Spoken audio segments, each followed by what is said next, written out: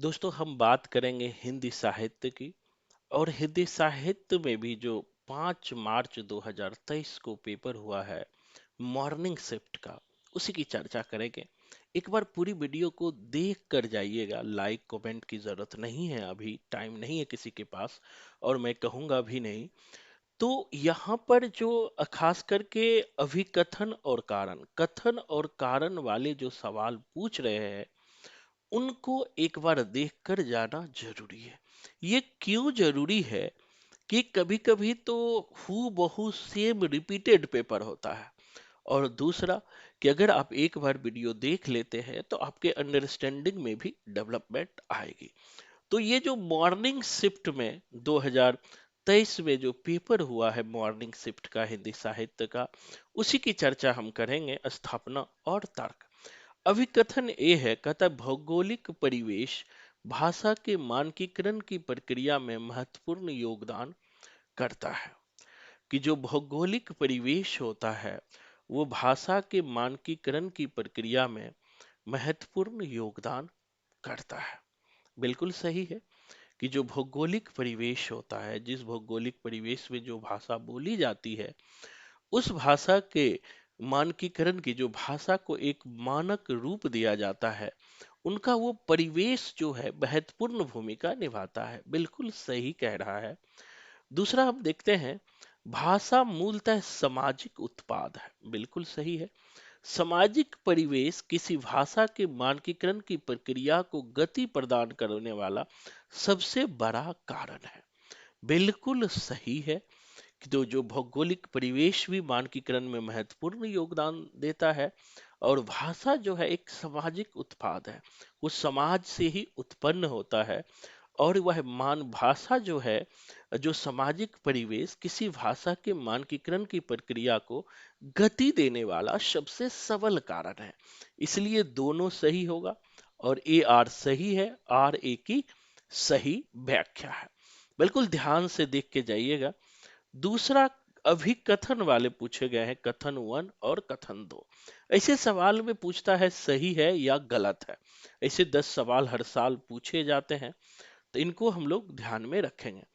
कथा बघेली बोली के अन्य दो नाम लरिया और खलताही भी है। बिल्कुल गलत है।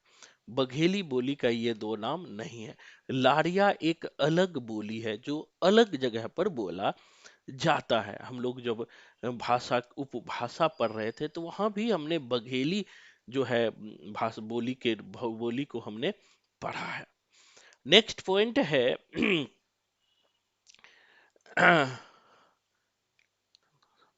कहता है कि डॉक्टर उदय नारायण तिवारी के अनुसार अवधी, बघेली और छत्तीसगढ़ी में बहुत कम अंतर है। बिल्कुल सही है। हमने उदय नारायण तिवारी का स्टेटमेंट भी इस बार लिखाया है कि वो मानते हैं कि अवधी, बघेली और छत्तीसगढ़ी, जो पूर्वी हिंदी का पाठ होता है, अवधी, बघेली और छत्तीसगढ़ी, इनको इसीलिए एक पार्ट में रखा जाता है कि तिवारी जी बोलते हैं कि इसमें बहुत कम अंतर होता है। तो हमारा जो है पहला असत्य हो जाएगा और दूसरा सत्य होगा। तो इनको ध्यान से देख करके आप लोग जाइएगा। नेक्स्ट है गांधी का। गांधी पर हर साल एक सवाल पूछा जाता है, गांधी अंबेडकर। तो हमारा वीडियो भी यूट्यूब पर गांधी अंबेडकर लोहिया पर है, उसको एक बार आप लोग देख करके जाइएगा, जिससे कि आप सवाल को आसानी से बना सके। कथा गांधी सभी धर्मों गांधी गांधी के सभी धर्म धार्मिक विचार उनके निजी अनुभवों से निकले हैं। बिल्कुल सही है। गांधी जी के जो सभी धार्मिक विचार है उसके निजी अनुभवों से निकले हैं। इसके लिए उनकी भाषा में वैधकता और सच्चाई मिलती है, जो उपनिषदों में दिखाई देती है। बिल्कुल सही है। जो बुद्ध तथा ईसा तथा परमहंस के उद्गारों में भरी हुई है। बिल्कुल सही है।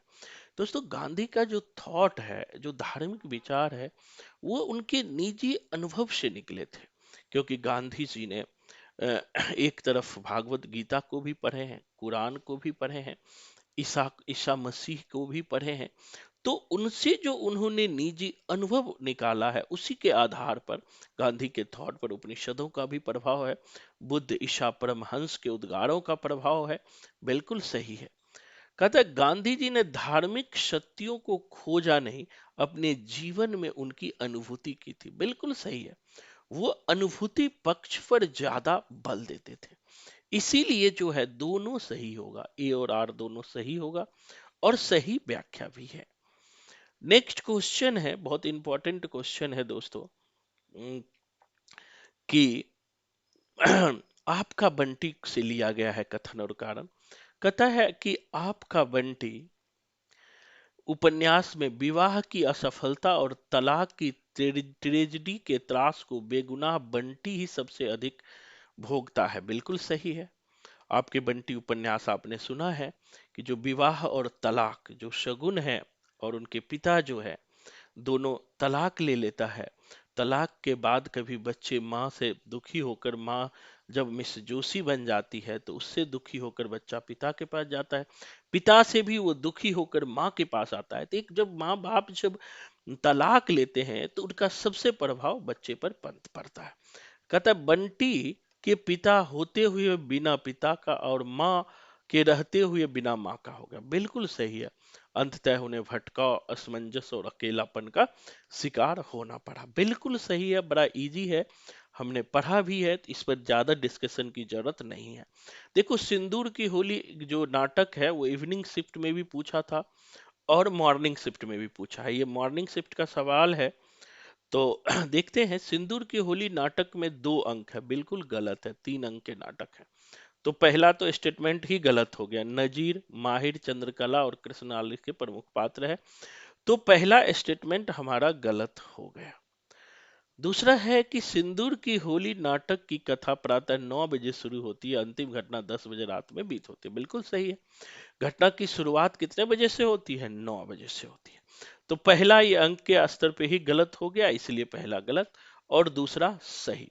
तो हमारा आंसर हो जाएगा डी, पहला असत्य और दूसरा सत्य। आगे बढ़ते हैं। एक और द्रोणाचार्य आपने पढ़ा है, बहुत ही फेमस है एक और द्रोणाचार्य नाटक। अब यहाँ देखो, यहाँ स्थापना और तर्क दिया गया है। कहता है एक और द्रोणाचार्य नाटक के माध्यम से समकालीन शिक्षा जगत की यथार्थ विसंगतियों एवं विद्रूपताओं का उजागर किया गया। बिल्कुल सही है। समकालीन शिक्षा जगत के आपने पढ़ा है, हमने पढ़ाया है, तो ये सब क्वेश्चन कभी गलत नहीं कर सकते हैं। एक और द्रोणाचार्य नाटक वर्तमान शिक्षा व्यवस्था में व्याप्त भ्रष्टाचार, पक्षपात, समुदाय पंगु, अ- असहाय, बेवश और अपाहिज चरित्रों को पौराणिक कथा के माध्यम से प्रस्तुत किया। बिल्कुल सही है कि जो वर्तमान शिक्षा व्यवस्था है उसे एक और द्रोणाचार्य जिन्होंने एकलव्य का अंगूठा मांग लिया, वो एक जो प्राचीन पौराणिक कथन है उससे जोड़ करके बताया है। मतलब दोनों स्थापना और तर्क के दोनों सवाल सही है। नेक्स्ट तरफ बढ़ते हैं। फिर देखो, ये शिव शंभू के चिट्ठा इवनिंग शिफ्ट में भी पूछा है और मॉर्निंग शिफ्ट में भी पूछा गया है, तो इसको ध्यान में रखना है। कहता है शिव शंभू के चिट्ठे दुबे जी के चिट्ठे की परंपरा में विद्यानिवास मिश्र ने भरमानंद उपनाम से सरस्वती संपादक श्री नारायण चतुर्वेदी को चिट्ठियां लिखी थी। ये सही है, उन्होंने चिट्ठियां लिखा था, तो हमें ध्यान में रखना है। इसको एक बार पढ़ के जाइएगा। दुबे जी का चिट्ठा नाम से जो है भरमरानंद उपनाम से किसने लिखा था? विद्यानिवास मिश्र जी ने। याद करके जाइएगा, रिपीट भी करता है। दूसरा है ललित निबंध की विविध शैलियां विद्यानिवास मिश्र के हाथों जीवित हुई। बिल्कुल सही है। लेकिन दोस्तों ये दोनों सही है लेकिन व्याख्या सही नहीं है। ऊपर कुछ और कह रहे हैं, नीचे कुछ और कह रहे हैं, तो स्टेटमेंट तो सही है लेकिन व्याख्या सही नहीं है, इसीलिए इसका आंसर दूसरा हो जाएगा। एक बार देख के जाइएगा। नेक्स्ट है कथा यात्राएं, स्थापना और तर्क है। यात्राएं यहाँ पर जितनी बाहर की जाती है उतनी ही अंदर की ओर भी। यात्राएं यहाँ पर जितनी बाहर की जाती है उतनी ही अंदर की ओर भी। तर्क है, कारण है। यात्रा संस्मरण टूरिस्ट गाइड का स्थान लेने के लिए नहीं लिखे और पढ़े जाते हैं। ऐसी पुस्तकों में प्रस्तुत ब्यौरा एक व्यक्ति की यात्रा का ब्यौरा होता है। वह यात्रा जितनी बाहरी होती है उतनी भीतरी भी होती है, बिल्कुल भी सही है। तो इस आधार पर देखो, ऊपर की ही नीचे चर्चा कर रहा है कि यात्राएं यहाँ पर जितनी बाहर की जाती है उतनी अंदर की ओर जाती है, ऊपर की ही बातें नीचे कर रही है। इसलिए स्थापना और तर्क दोनों सही है, और नीचे आर जो है एक ही सही व्याख्या कर रही है।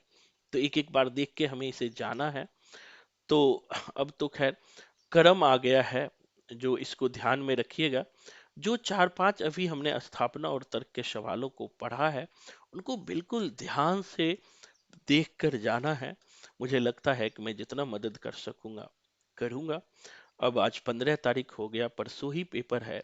तो आप सबको बहुत बहुत शुभकामनाएं। बिल्कुल स्ट्रेस मुक्त होकर पेपर देना, शांत मन से पेपर देना।